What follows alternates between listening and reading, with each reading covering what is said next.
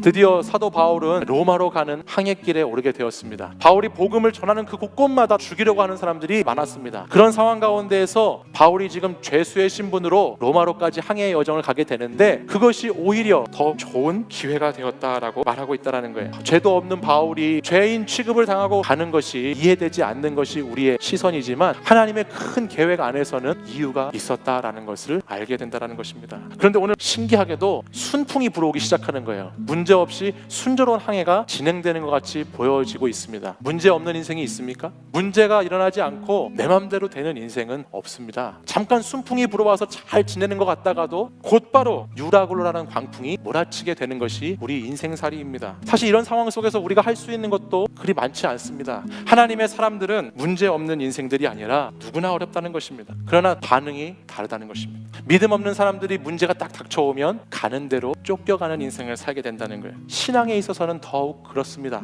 삶에 문제가 생기고 바쁘고 어려우면 신앙은 제일 먼저 뒤처지게 되는 것이고 내 것이 먼저 올라오게 되는 거예요. 그럼 여러분 살아보셔서 아시겠지만 신앙을 우선순위에서 밀어놓는다고 해서 여러분 삶에 문제가 일어나지 않습니까? 문제가 끝나지 않는다는 거예요. 내가 아무리 그동안 살면서 인맥을 쌓고 스펙을 쌓고 애를 쓰며 살았다 할지라도 큰 문제가 닥쳐오면 아무것도 아닌 것이 되어버린다는 거예요. 근데 여러분 기억하십시오. 우리 믿는 사람들은 세상에 쫓겨가는 인생이 아니라 예수를 쫓아가는 인생이에요. 똑같은 이 절망의 상황 속에서 오늘 바울이 어떻게 반응하고 있는지 보십시오. 그는 하나님을 바라보고 있다는 거예요. 이 어려운 상황, 이 문제를 안심하고 극복해라 라고 말하고 있다는 거예요. 바울은 어떻게 이런 안심의 믿음의 고백을 할 수 있었는가? 자신이 어디에 속한 사람이었는가를 확실히 알았기 때문이에요.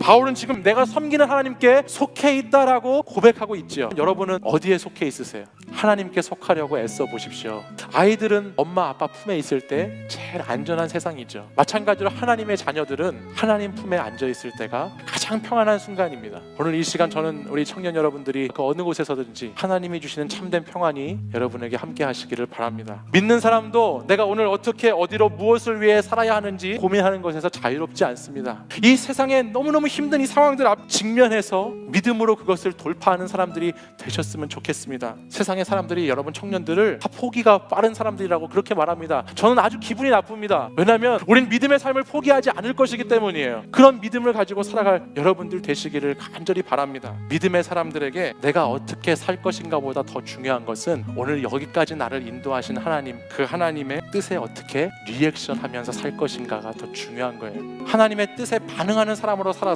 여러분의 인생에 어떠한 풍랑이 찾아와도 안심하고 평안함을 누리며 그리스도의 구원의 길, 생명의 길을 따라가는 저와 여러분 되시기를 간절히 소원합니다.